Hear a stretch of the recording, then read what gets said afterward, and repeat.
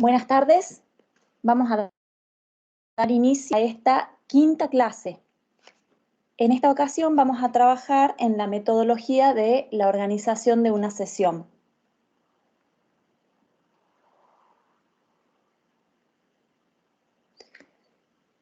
Esta clase, bueno, a mí particularmente me parece que es muy interesante porque engloba un poco todas las anteriores. Todo lo que hemos ido viendo a lo largo de las clases anteriores, vamos a empezar ahora a trabajar, digamos, a aplicar. En esta ocasión vamos a empezar a encontrarle sentido a todo lo que hicimos antes. Ahí vamos a ver, me avisan por favor si es que se ve la presentación, me está tardando un poquito en abrir.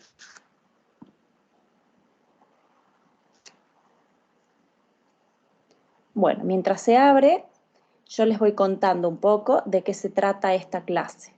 En esta clase, como dice el título, vamos a ver cuáles son las estrategias para ir armando una sesión. En este caso, ¿cuál es la sesión que queremos organizar?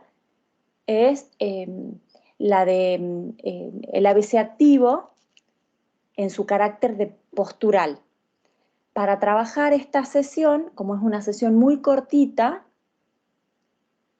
he ideado algunas estrategias para tener esta idea de cómo vamos armando esta mini clase, esta mini sesión. Entonces vamos a ver qué herramientas vamos a ir utilizando para poder lograr una sesión tan corta y que sea igualmente útil, que de todas maneras tenga este sentido. Ahí se ve perfecto, Lu. Bien, bueno.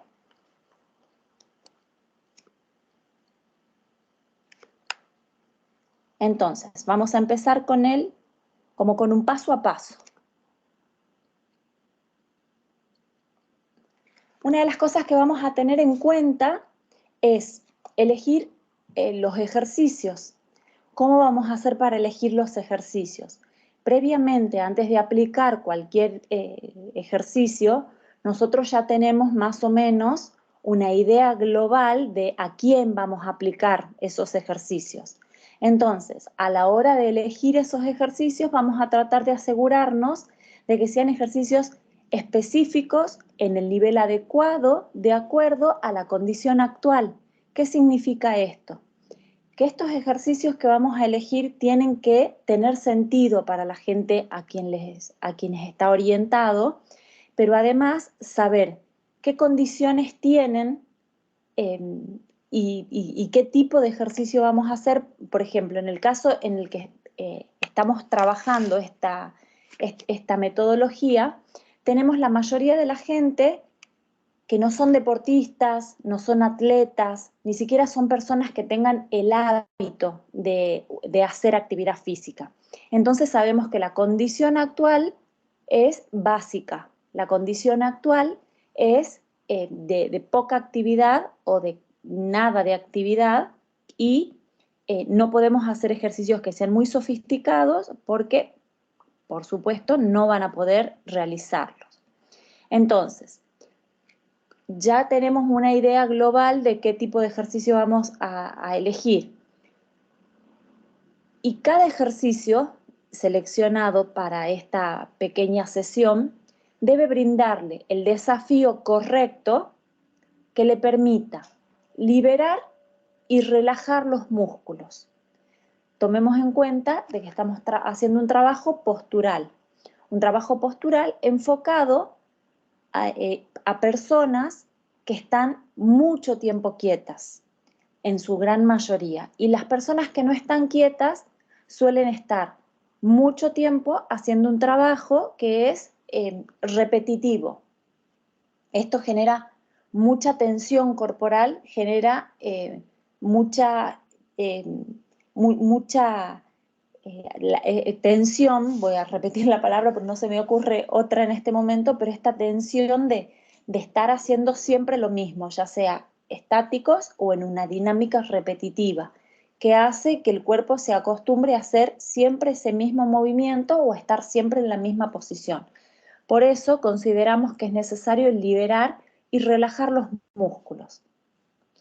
Otro desafío que tiene que tener este ejercicio es trabajar sobre la conciencia acerca de la musculatura que tenemos debilitada.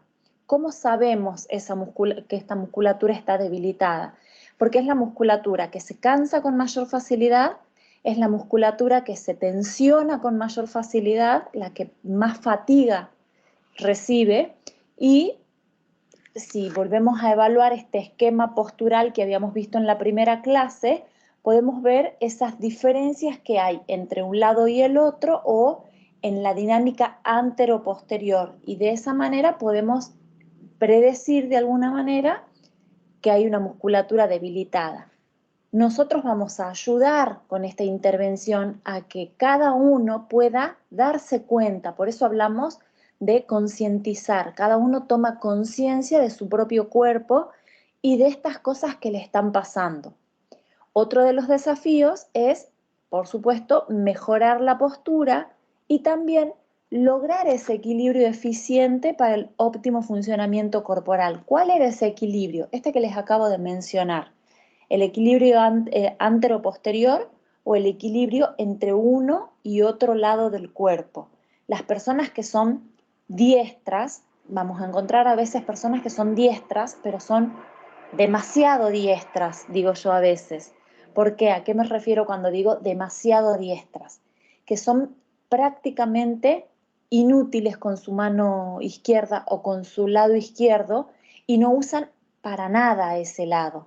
Entonces, pueden pasar dos cosas, que esté como muy sobrecargada la parte derecha o bien que esté prácticamente anulada la parte izquierda. Y eso a veces se presenta casi siempre en simultáneo, o sea, que esté tanto sobrecargada la parte derecha como anulada la parte izquierda, porque hay un sobreuso del lado derecho y prácticamente un desuso del lado izquierdo. Son estas personas que si vienen con las bolsas de compra que tienen la mayor carga o la mayor cantidad de cosas en su mano derecha. La llave con la que tienen que abrir su casa la tienen en el bolsillo derecho. Y ni siquiera atinan a decir, bueno, voy a cargar la bolsa en la mano izquierda para liberar la mano derecha para poder sacar la llave, porque claramente son tan diestros que no podrían abrir la puerta con la llave en la mano izquierda, que directamente dejan la carga para liberar la mano derecha y poder abrir y volver, una vez que han abierto, volver a recoger la carga para ingresar. Esas son las personas que digo yo que son demasiado diestras. Estas personas que tienen prácticamente anulado su lado que no es el hábil, suelen tener mucha sobrecarga en la parte derecha y a veces tienen cierta debilidad en la parte izquierda porque prácticamente la tienen anulada. Entonces, este tipo de trabajo nos tiene que poner en evidencia ese tipo de cuestiones para que la persona tome conciencia de esa diferencia de trabajo corporal entre uno y otro lado y empezar a equilibrar. Cuando tenga las bolsas de compra, que es el ejemplo que les acabo de poner, equilibrar las cargas y tratar de sostener durante el mayor trayecto posible esa carga equilibrada y no dejarse tentar por pasar toda la carga al lado derecho porque es el que me resulta más cómodo y estoy habituado a hacerlo de esa manera.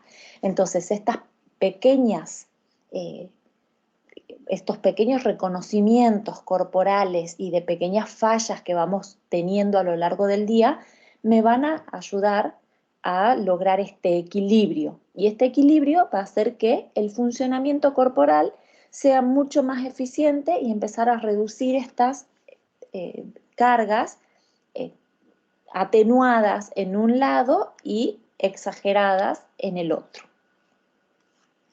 Entonces, esto es lo que hace referencia a elegir ejercicios específicos en un nivel adecuado, previo conocimiento de la persona o del grupo en general y de la condición actual.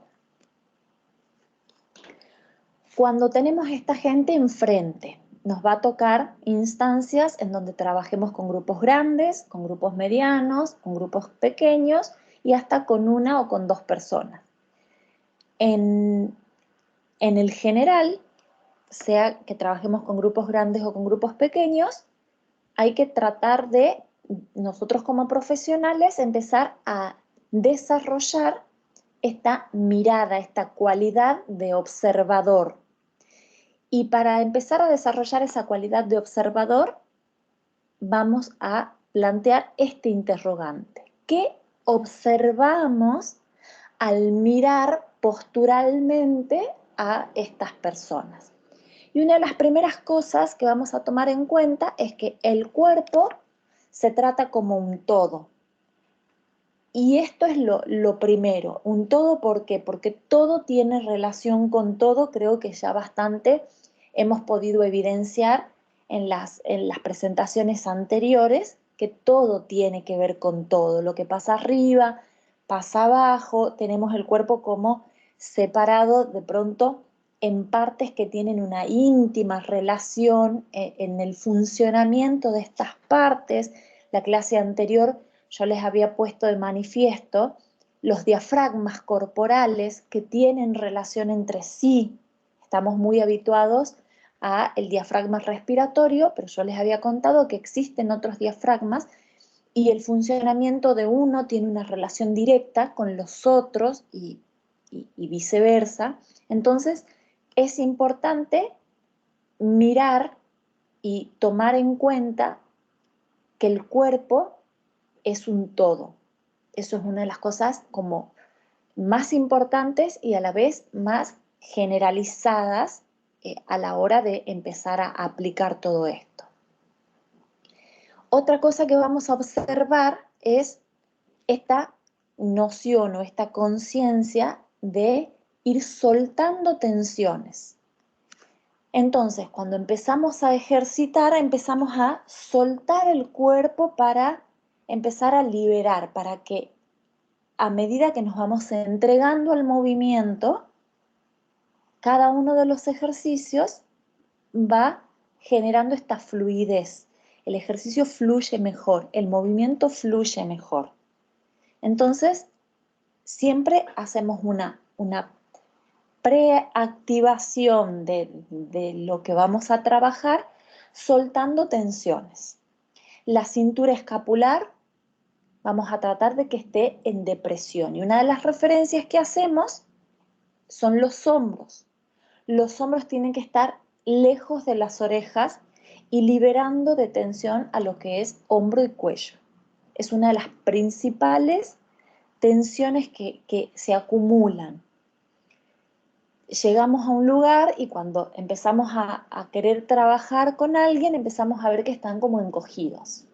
A veces es la tensión acumulada, a veces es un poco de inhibición. Entonces, esa es una muy buena referencia, el decir hombros lejos de las orejas. Entonces, perdemos este encogimiento.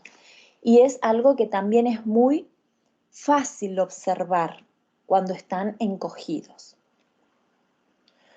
Otra mirada que vamos a tener bien puesta tiene que ver con la última clase que hemos tenido, y es la de fortaleciendo el centro, el resto trabaja libremente. Y este es otro de los puntos a través de los cuales decimos que es tan importante lo aprendido en la clase anterior, ¿sí? Cuando nosotros tenemos el centro, toda la zona lumbo abdominal bien firme, el resto está más liberado. Y a mí me gusta mucho tomar un ejemplo, no sé si se los di en la clase anterior, no me acuerdo, pero es un ejemplo para mí muy válido. El tronco del cuerpo lo comparo con el tronco de un árbol. Cuando el tronco del árbol es fuerte, cuando viene un viento fuerte, mueve las ramas para todos lados, pero el árbol está bien firme. En el cuerpo pasa lo mismo. Cuando yo tengo mi centro por esa activación sinérgica del DPT que habíamos hablado, diafragma perine transverso, que me activa y me fortalece el centro, me protege la columna y me hace que yo esté bien plantado tanto en los ejercicios que voy a realizar como en mi cotidianidad. Todo lo que yo haga a nivel de miembros superiores y miembros inferiores va a ser más libre, va a ser más fluido, porque tengo este soporte corporal que me permite que el resto trabaje libremente. Entonces, eso es una premisa muy importante, por eso le prestamos tanta atención. ¿Cómo me doy cuenta al mirar? Con esta estructura postural. Me voy muy hacia adelante, me voy muy hacia atrás o me voy muy desestructurando lateralmente mi postura a la hora de hacer movimientos con los miembros superiores o inferiores, significa que aún no hay suficiente fortalecimiento en el centro como para sujetar esta postura y que el resto realmente trabaje libremente. Otro punto importante a nivel postural es la pelvis neutra. Recuerden que habíamos hablado de las curvaturas de la columna y una pelvis neutra era aquella que podía respetar mis curvaturas. Lordosis cervical, cifosis dorsal, lordosis lumbar y cifosis a nivel del sacro. Esa era la pelvis neutra. Cuando tengo una hiperlordosis lumbar, significa que mi pelvis está adelantada, o sea que está en una anteversión. Eso me genera una hiperlordosis lumbar. Si por el contrario tengo una rectificación a nivel lumbar, significa que tengo una pelvis en retroversión. ¿Cómo tomábamos la referencia? Con las crestas ilíacas anterosuperiores y el pubis. Me imagino cresta ilíaca de un lado, del otro, y en un plano anterior, si yo lo mirase de frente o lo mirase de costado de pronto, justo esta imagen no se llega a ver hasta la zona del pubis, pero tendrían que estar en una misma línea. Cuando tengo una anteversión de pelvis, crestas ilíacas anterosuperiores van a estar adelantados con respecto al pubis. Acá están mis crestas ilíacas, están un poquito más abajo, pero para que se den una idea, y mi pubis va a estar atrás con respecto a las crestas ilíacas cuando tengo una anteversión pélvica. Y esa postura me va a generar una hiperlordosis lumbar. Por el contrario, cuando tengo una rectificación a nivel lumbar, mis crestas ilíacas anterosuperiores van a estar por detrás de la línea en relación a mi pubis. Si yo lo viera de frente, ese triángulo que se forma, cresta izquierda, cresta derecha y pubis, ese triángulo tendría que estar alineado. Un triángulo invertido, el vértice está en el pubis. Cuando ese triángulo no está alineado, hay ya sea una rectificación o una hiperlordosis lumbar. Quiere decir que mi pelvis no está neutra, y cuando mi pelvis no está neutra, la consecuencia es una columna desequilibrada, ya sea por una rectificación o ya sea por una hiperlordosis. Y lo otro que tenemos que observar al mirar, esto hablamos de generalidades porque hay muchas otras cosas que podemos observar también. Estos son como las cosas que más se evidencian. Si queremos hilar más fino, podemos ver así en la postura que está este terapeuta con respecto a esta paciente, alumna, puede observar la línea de las orejas. Estas orejas tienen que estar alineadas, quiere decir que están a la misma altura. Cuando hay un desfasaje, una se va a ver más alta que la otra o para el otro lado. Eso ya hilamos más fino. Lo mismo pasa con las escápulas, lo mismo pasa con las crestas ilíacas.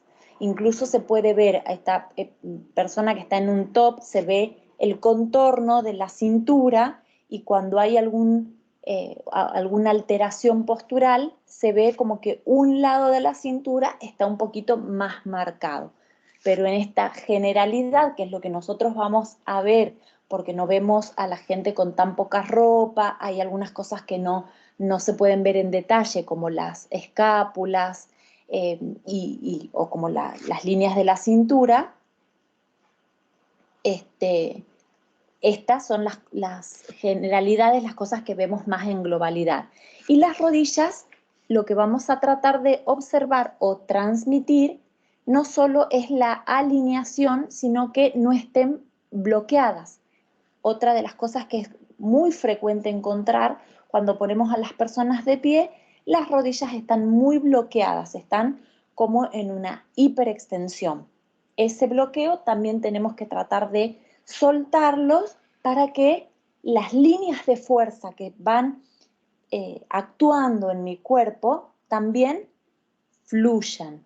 Cuando tenemos estos bloqueos, esas líneas de fuerza se frenan, se contienen, y ahí donde se frena el recorrido de movimiento, ahí es donde se producen las tensiones. Entonces podemos acumular tensiones a nivel de pierna, a nivel de cadera, a nivel de espalda baja, a nivel de espalda media, a nivel de espalda alta, a nivel de cuellos, de hombros, en muchos casos, de acuerdo a dónde se van acumulando las tensiones por falta de fluidez de estos movimientos de la vida cotidiana. Y eso también tiene que ver con, por ejemplo, estas rodillas bloqueadas. Bueno, vamos a ver a la hora de armar estas clases, cómo usamos todos estas herramientas que hemos ido adquiriendo, y para eso también nos planteamos objetivos.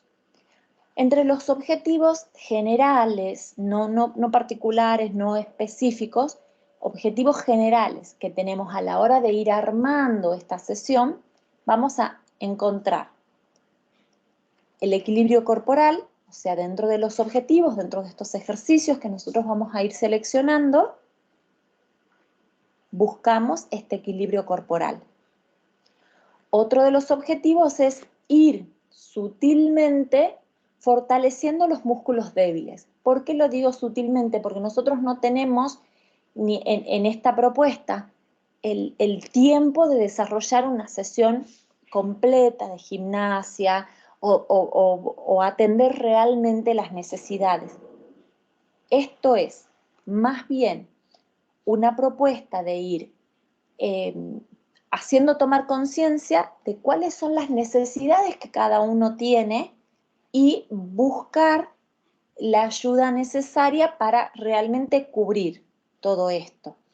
Entonces, ir fortaleciendo los músculos débiles sutilmente, o más bien tomar conciencia de esta necesidad de fortalecer los músculos débiles para poder lograr este equilibrio. Vamos a ir también aportando flexibilidad a estos músculos que están acortados. Previamente tenemos este proceso de descubrir y de concientizar sobre esta necesidad. Entonces, estos serían como los 3 puntos más importantes a tomar en cuenta, sobre todo a nivel de la conciencia. El equilibrio corporal, que de alguna manera engloba estos dos, porque la búsqueda del equilibrio corporal me va a ayudar, dentro de esta búsqueda, lo que me va a ayudar es poder fortalecer los músculos débiles y aportar flexibilidad a estos músculos acortados. Así, con estos objetivos medianamente desarrollados, vamos a conseguir mayor fuerza y flexibilidad muscular que nos va a llevar a un mayor control postural. ¿Cuáles son las pautas a tener en cuenta? A la hora de, estamos hablando todo el tiempo de cómo vamos armando esta sesión. Una de las pautas más importantes a tener en cuenta es iniciación en búsqueda de concientizar sobre la activación abdominal y la respiración correcta. Para poder desarrollar todo esto es necesario dar consignas simples, claras y adecuadas con una terminología sencilla y apropiada. Podemos saber mucho, entender mucho de todo lo que estamos desarrollando, pero es muy importante tomar en cuenta que la mayoría de la gente con la que tomamos contacto no sabe de esta terminología técnica que nosotros usamos. Entonces, la mejor manera de ir enseñando y transmitiendo todo esto es tratar de encontrar el vocabulario adecuado, pero lo más sencillo posible que se pueda realmente entender. En cada ejercicio vamos a indicar el trabajo respiratorio coordinado con el movimiento. ¿Se acuerdan que yo les había planteado en qué momento era importante la respiración, la fase inspiratoria, la activación, la fase exhalatoria, y eso lo vamos aplicando con el ejercicio que vamos seleccionando. Esto al principio cuesta que lo entiendan y lo vayan aprendiendo, pero poco a poco ponemos la pauta y vamos dejando que todo fluya sin poner tanta insistencia o sin decir de pronto, no, te equivocaste, hiciste mal el momento de aplicar la respiración. No, lo indicamos y lo trabajamos.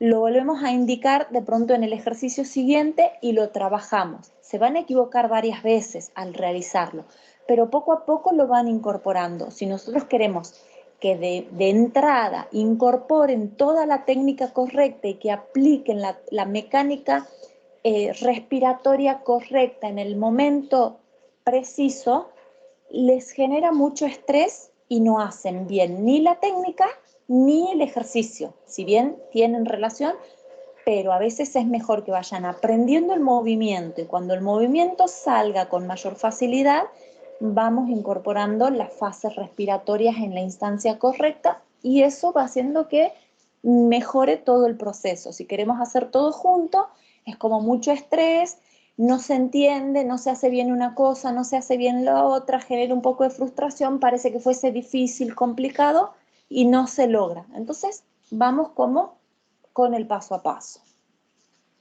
Con respecto al comando verbal y la corrección permanente, les acabo de dar algunas pautas de esta corrección permanente, pero es importante siempre que no sea necesario hacer contacto con la persona, sería lo ideal. A veces es necesario, a veces no tenemos, por ejemplo, a mí me facilita mucho trabajar con espejos porque me reduce también la necesidad de estar tomando contacto con la persona. No tenemos muy desarrollado a veces nuestra propiocepción, que es sentir y lo que nos está pasando y entender lo que nos está pasando, y para eso nos ayuda mirarnos. Como no es posible a veces tener un espejo en cada lugar en el que estamos trabajando para mostrarles cuáles son los errores que estamos viendo y que ellos también lo vean y poder corregirlo a través de la percepción visual, tenemos que hacer pequeñas intervenciones con pequeños toquecitos. Cuando esto sea necesario, que sean así, pequeños toquecitos. Evitando, por supuesto, tocarlo, pero a veces es necesario decirles de pronto, llevamos los hombros para atrás y alcanza con decir, llevamos los hombros hacia atrás sin demasiada, para que ya pueda tomar esta conciencia a través de esta percepción a través del tacto. Como no lo tenemos a través de la vista por el espejo, lo podemos hacer de esa manera. Pero siempre vamos a tratar de evitar el contacto físico cuando no sea necesario. Por eso, con más razón, es muy importante tener un buen comando verbal, que en lo posible se entienda solamente a través del comando verbal, y estas pequeñas intervenciones táctiles que sean limitadas al mínimo. La observación, a la hora de realizar el ejercicio y de ya la puesta en práctica en sí misma, el mayor énfasis lo hacemos en la exhalación. ¿Se acuerdan que cuando hemos visto las dos áreas del trabajo respiratorio, decíamos como que la fase más importante de la respiración, por lo que significa, era la fase exhalatoria? Entonces vamos a tratar de ponerle mayor énfasis a esta fase exhalatoria. La mayor observación a la hora de hacer el ejercicio se la va a llevar la fase exhalatoria. Ahí es donde vamos a tratar de poner énfasis en la corrección para que la técnica se vaya adquiriendo de mejor manera. Es importante, a la hora de elegir los ejercicios, poder incluir imágenes visuales, por supuesto, lo que llamamos visualización, que eso ayuda a concentrarse y a conectarse, como por ejemplo, cuando yo les digo, por ejemplo, tomo aire y me imagino que mis pulmones son dos globos que en la inspiración yo los tengo que inflar. Entonces tomo todo el aire posible tratando de inflar bien mis pulmones. Y a la hora de exhalar, ponía mis manos en las costillas y decíamos, no solo exhalo soltando todo el aire, sino aprieto un poquito de mis costillas y me imagino que estoy como exprimiendo mis pulmones para que salga todo el aire. Esos ejemplos son estas imágenes visuales. Entonces la persona, a medida que va haciendo el ejercicio, se va imaginando que sus pulmones son dos globos que los está inflando y que cuando exhala estoy exprimiendo. Entonces me voy imaginando esas cosas y eso me hace que me vaya conectando con lo que estoy haciendo porque estoy pensando en estas imágenes que me están indicando, ¿sí? Otra cosa que es muy importante es tener previamente, dentro de la selección de los ejercicios, un gran abanico metodológico de posturas y de movimientos para poder ofrecer diferentes posibilidades de un mismo ejercicio. Por ejemplo, yo había elegido trabajar un ejercicio que era sobre la alineación en la postura de sentados. Y fui a un servicio en uno de los hospitales en donde el lugar en donde teníamos habilitado para hacer esta pausa, no teníamos sillas.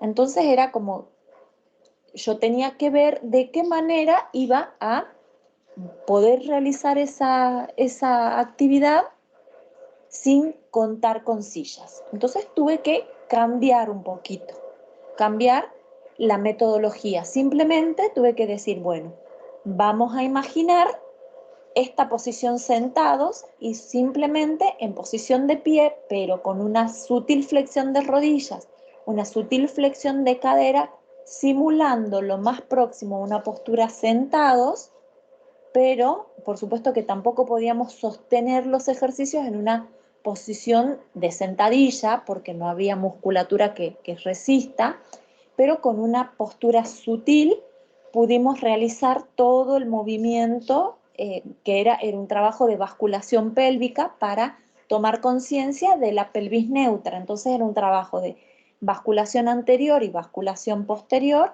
para entender la retroversión, la anteversión, todo el movimiento pélvico y encontrar el neutro para encontrar el equilibrio en la posición sentados. Lo tuve que transformar a hacer el mismo ejercicio en la posición de pie.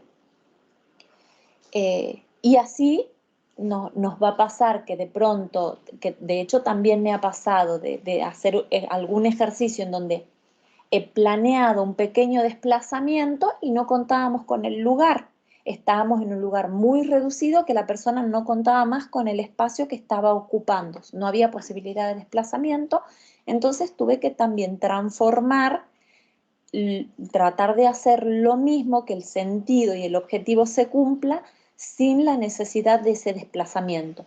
Siempre tenemos que tratar de prever que podemos llegar a encontrarnos con algunas pequeñas dificultades, porque ninguna fue una gran dificultad.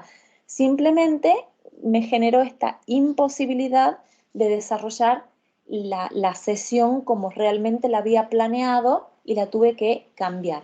Otra cosa que nos puede surgir, por lo cual necesitamos este abanico metodológico, es que alguna persona por alguna razón no pudiera lograr lo que estamos haciendo, entonces tener alguna alternativa para que esta persona pueda conectar con lo que les intentamos ofrecer sin esta necesidad de hacer el ejercicio tal cual se lo estamos planteando.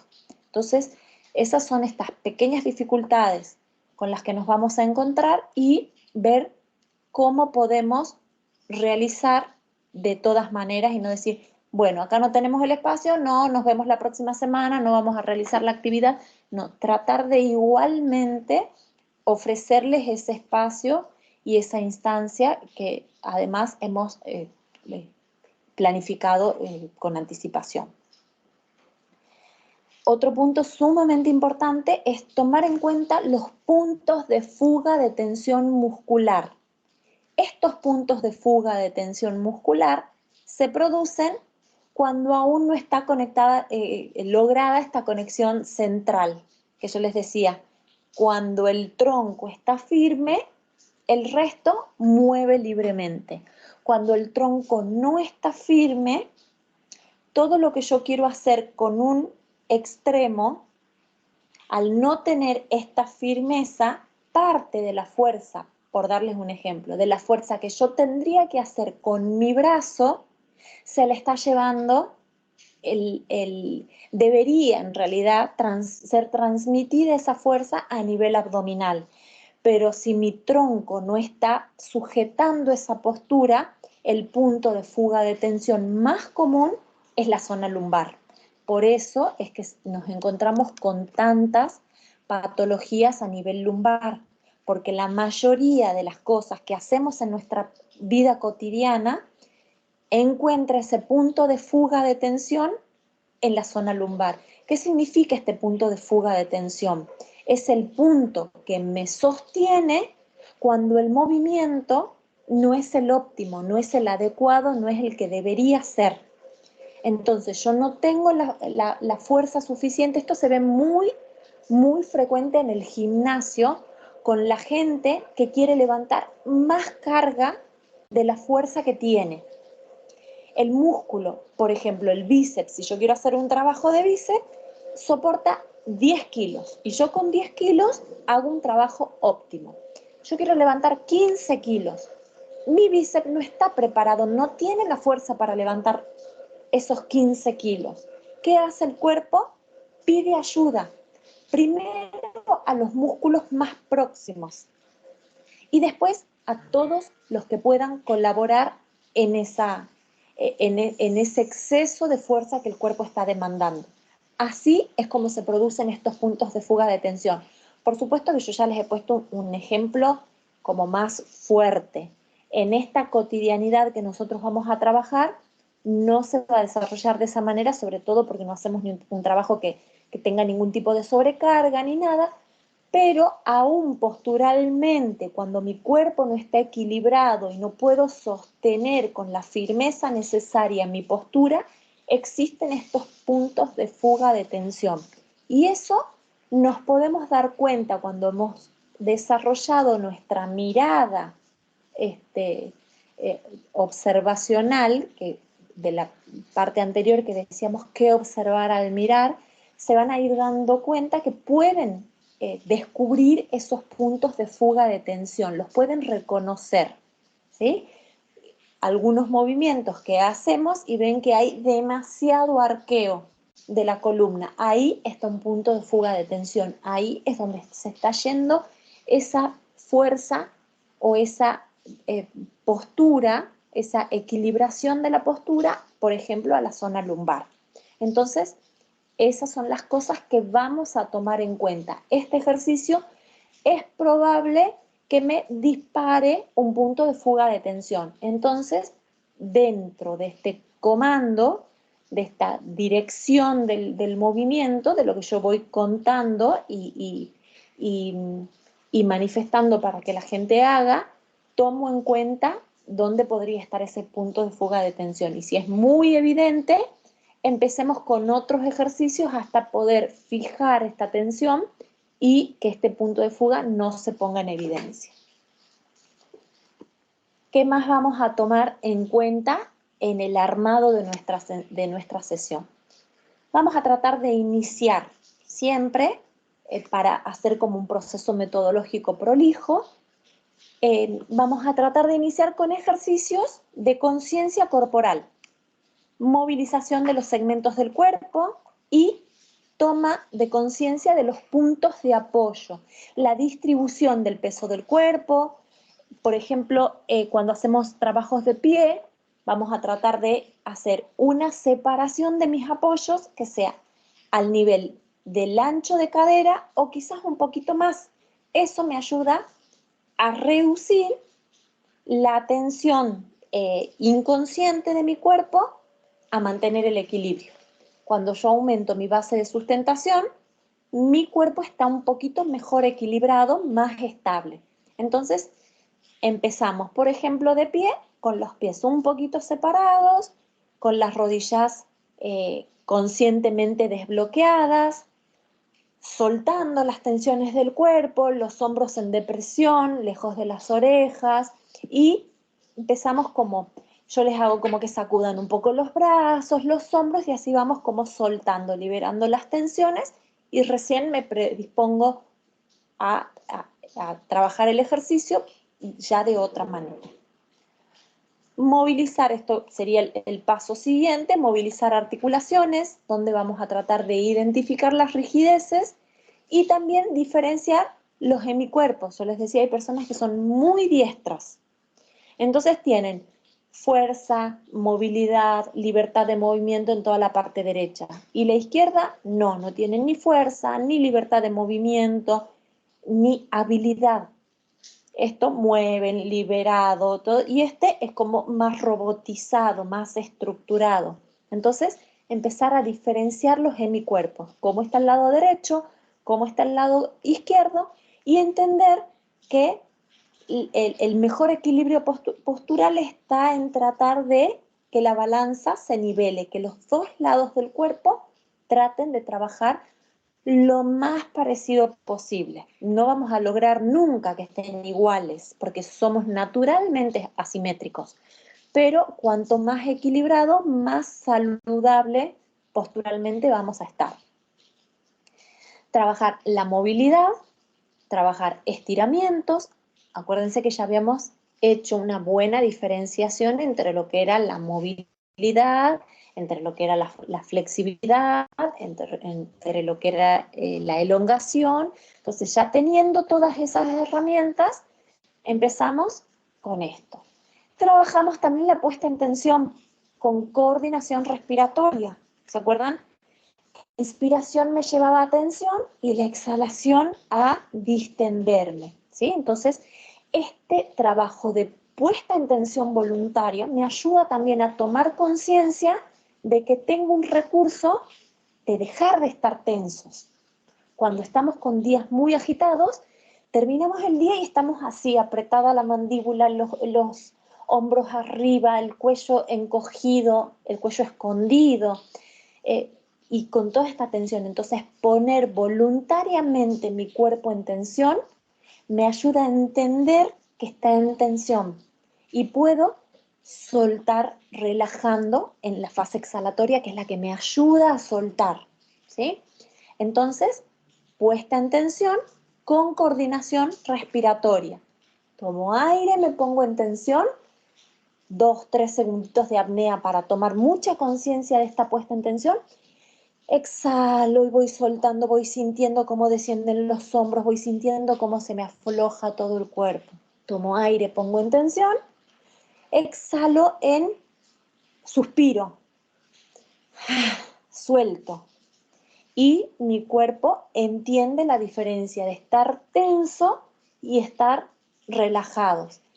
Entiendo que estoy tenso, reconozco que estoy tenso y busco los recursos para empezar a relajar.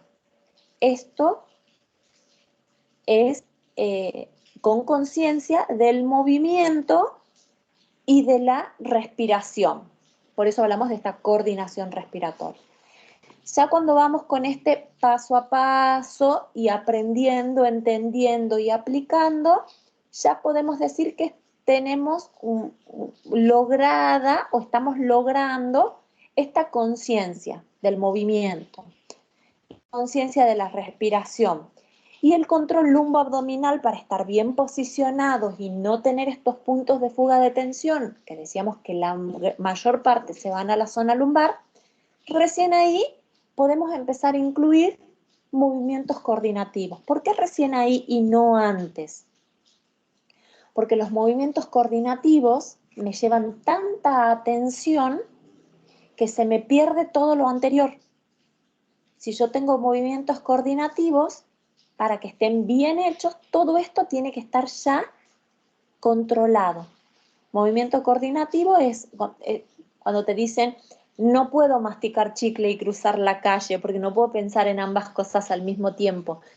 Eso es porque el movimiento coordinativo por lo general me lleva mucha atención. En cambio, cuando ya tengo fijado todo lo anterior, ya puedo incluir movimientos coordinativos porque lo otro ya sale naturalmente. Entonces, ese es el momento para incluir ya movimientos un poquito más complejos.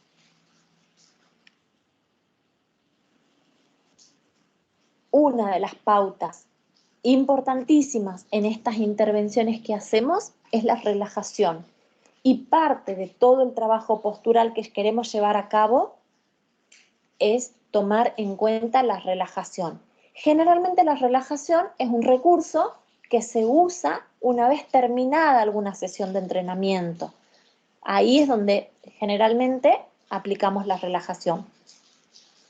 En esta instancia, que son sesiones muy cortitas, porque son pausas activas, no es una sesión de gimnasia, no es una clase completa. Dentro del trabajo postural podemos hacer postura y relajación o dedicar íntegramente la sesión, esta intervención, a una sesión de relajación, ¿sí? Con pequeñas técnicas que vamos incorporando poco a poco de relajación para que ellos también puedan ir incorporando en su día a día. Entonces podemos tener estas sesiones de postura y relajación, solo postura o solo relajación. Y acá vamos a ver algunos puntos importantes para lograr la relajación. Es importante estar con la temperatura correcta. Una persona que tiene frío no puede relajarse, por ejemplo. Si hace mucho calor, también nos cuesta. Entonces es importante que la temperatura sea correcta. Eso sería lo ideal. Una posición cómoda, porque si no estamos en una posición cómoda, no es posible lograr la relajación. Si yo quiero hacer un trabajo postural y dentro de mi trabajo postural quiero incluir relajación, pero la postura que les ofrezco o que les he preparado para esa sesión postural es sumamente incómoda o sumamente sofisticada, no hay ninguna posibilidad que se relajen. Entonces, la postura dentro de lo que le ofrecemos tiene que ser de distensión y de soltura y de comodidad para que podamos lograr la relajación. En lo posible, lejos de ruidos, y perturbaciones externas, porque si no estoy como más atento a todo lo que sucede a mi alrededor. De hecho, me pasa que hay lugares en donde son servicios tan complejos que quieren hacer la pausa, quieren desconectarse esos 10 minutos de intervención que tengo, pero están como mirando y atentos a todo lo que pasa alrededor. Y hay veces que en algún momento alguien se tuvo que retirar porque tuvo que atender a alguna cuestión importante y de emergencia o de urgencia, que no puede esperar el tiempo que dura la pausa por más que sean 10 minutos. Entonces, siempre sería ideal que poder aislarlos esos 10 minutos lejos de ruidos y de perturbaciones externas para que puedan conectarse con lo que están haciendo. Hay lugares, como les acabo de mencionar, que es muy difícil y por supuesto que esto ya lo sabemos con anticipación. Por eso estamos como buscando el ideal y acomodándonos a las cosas que van surgiendo.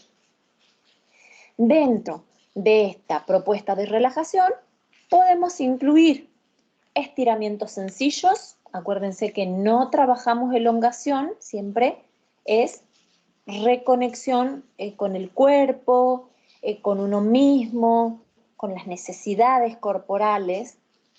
Dentro de esta pausa, de esta instancia, también podemos elegir algunos ejercicios simples de equilibrio, que no sean muy sofisticados, los que mencionamos anteriormente de puesta en tensión, que me ayudan a relajar porque es esa toma de conciencia. Estoy en tensión, relajo. Y por supuesto, los infaltables ejercicios respiratorios. Entonces, con todos estos vamos armando nuestra selección de ejercicios, con todas estas pautas. Bueno, ya tenemos un maletín de herramientas, vamos a ir armando nuestra sesión.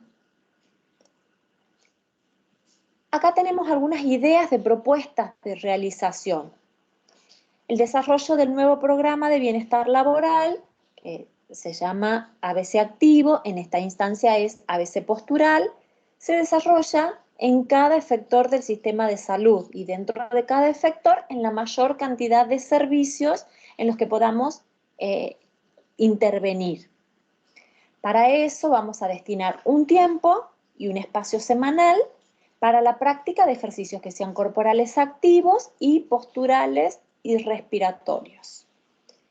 Entonces, dentro de esta agenda que vamos armando, cada uno dentro del efector en el que se desarrolle, vamos a poder ir armando una agenda de acuerdo a estas necesidades. Por ejemplo, mi intervención eran 2 horas por día, 2 horas semanales más bien, porque yo iba un día a cada hospital. Entonces, 2 horas semanales, el tiempo destinado de esas 2 horas me alcanzaba para cubrir 8 servicios, porque lo hacía cada 15 minutos, tomando en cuenta los traslados, que voy de un servicio a otro, algunos servicios están en un piso diferente, entonces cada 15 minutos yo iniciaba una nueva sesión en un servicio diferente que duraba aproximadamente 10 minutos, a veces había una pequeña demora hasta que se reunían todos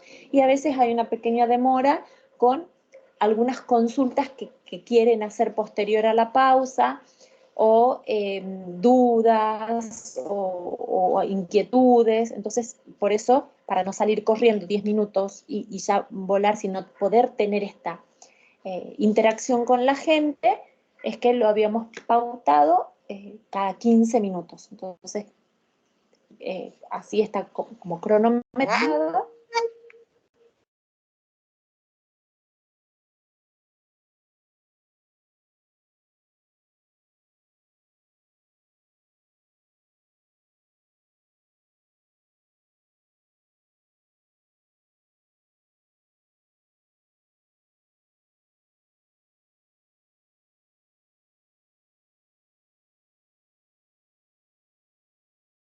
No se escucha, profe.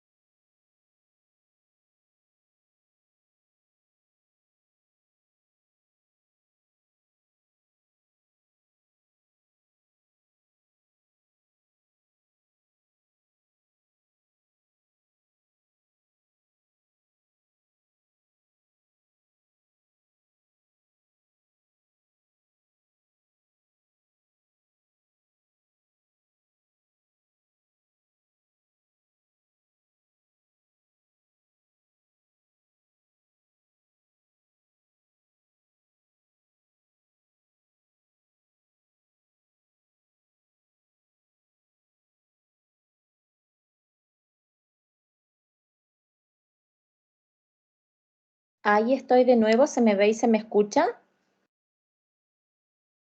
Sí, se ve y se escucha perfecto. Sí, profe. Bien, vuelvo a compartir mi presentación.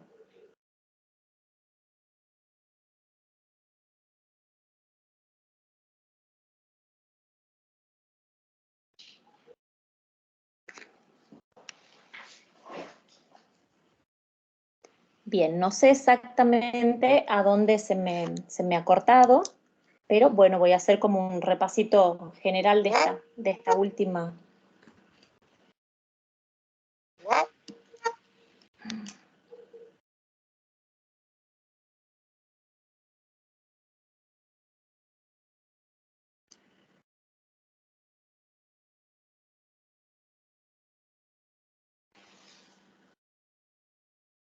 ¿Se escucha?